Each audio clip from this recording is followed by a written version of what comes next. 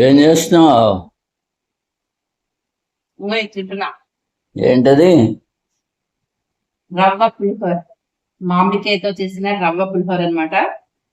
చాలా బాగుంది, సూపర్ గా ఉంది. అయితే మొన్న మీరేమో చింతపండు పులిహోర చేశారు, ఈ రోజు నేను రవ్వ పులిహోర చేశాను. చూస్తుంటే కలర్ఫుల్ గా బాగుంది. చాలా బాగుంది. టేస్ట్ ఎలా ఉంది? టేస్ట్ అదిరిపోయింది. ఓ, ఈ రోజు ఇదే అనమాట టిఫిన్. మ్హూ. రోజు ఏంటో ఇడ్లీలు దోశలు వేసి బోర్ కొట్టింది, ఈ రోజు చెయ్యాలనిపించింది. అందులో నేను రోజు శుక్రవారం కూడా కదా, అందుకని నేను సాయంత్రం చేశా. నేను తినకుండా నేను తినేస్తాను ఫస్ట్. చూస్తుంటే నాకు తినాలనిపిస్తోంది. అయితే నేను కూడా తినేస్తా. ఫస్ట్ నేను తిని రుచి చూసి బాగుంటే నేను వెళదామని అదనమాట. దీంట్లో ఏమైనా తేడాలు వస్తే కొంచెం మళ్ళీ అడ్జస్ట్ చేద్దాం అనుకున్నాను.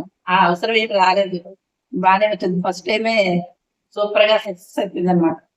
బాగా ఏమో, వచ్చింది. టేస్ట్ వంకను పెట్టి నువ్వు ముందు తినేస్తావు.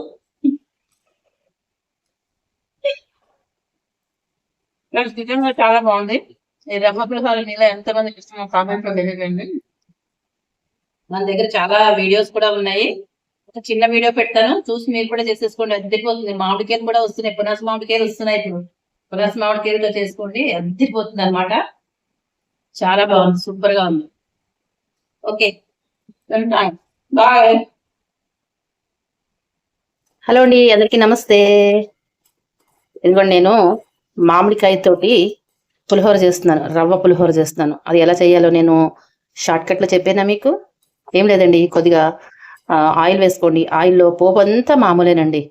మనం ఆవాలు, మినపప్పు, శనగపప్పు, అలాగే ఎండుమిరపకాయలు, పచ్చిమిరపకాయలు, కరివేపాకు ఇవన్నీ కూడా వేయించేసుకోవాలి. మీరు చింతపండు పులుసు అయితే, పులిహోర చేసుకునేవాడైతే చింతపండు పులుసు వేసుకోవాలి. మనం చింతపండు వేసుకోవట్లేదు కదా, మామిడికాయ వేసుకుంటున్నాం కాబట్టి మామిడికాయ తురిమేసేసుకుని ఇందులో ఒక్కసారి ఇట్లా స్టవ్ ఆపేసే ముందు వేసేసుకుని ఇలా వేయించేసుకుని ఆపేసుకోండి చక్కగా. దీంట్లోనే ఇంగువ కూడా వేసేసుకోండి, అలాగే పసుపు, ఉప్పు కూడా వేసేసుకోండి. దీనికి సరిపడా పసుపు, ఉప్పు అన్నీ వేసేసుకోండి. ఇలా రండి, ఇక్కడ ఇదిగోండి, ఈ రవ్వ ఉడికించుకుని పెట్టుకోవాలన్నమాట. ఒక గ్లాస్కి 2 గ్లాసులు నీళ్లు పోసుకుని నేను కుక్కర్లోనే ఉడికించేసుకున్నానండి. విడిగా కూడా ఉడికించుకోవచ్చు, దేనికైనా సరే నీళ్ళు కొలత అంతే అనమాట. సో ఉడికిపోయిన రవ్వలోని మనం వేయించుకున్న పోపు అంతా ఇలా వేసేసుకుని పెట్టుకుని ఇలా కాసేపు ఇలా వదిలేసేయాలి. వదిలేసిన తర్వాత ఆ ఆయిల్ అంతా దీనికి పీల్చుకుని చక్కగా పొడి పొడిగా వస్తుంది అనమాట కలుపుకుంటే. నేను కొంచెం సేపు అయిన తర్వాత కలిపి చూపిస్తానే మీకు. అద్దరిపోయే సూపర్ టేస్టీగా ఉండే పిండి పులిహోర అంటాం అనమాట. రవ్వ పులిహోర అండి, బియ్యపు రవ్వ పులిహోర అనమాట. మీకు ఇష్టమేనా? మరైతే గట్టిగా లైక్ చేయండి, ఫాలో చేయండి. చాలా సింపుల్ రెసిపీ. ఇదిగోండి, పోపు అంతా మొత్తం కలిపేసాను. ఇంకా చల్లారేటప్పటికి బాగా ఇంకా పొడిపొడిగా అవుతుంది.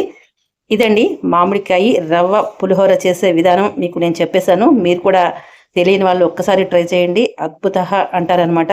ఇంగు వాసన అయితే గుమాయించేస్తుంది. ఉంటాను మరి.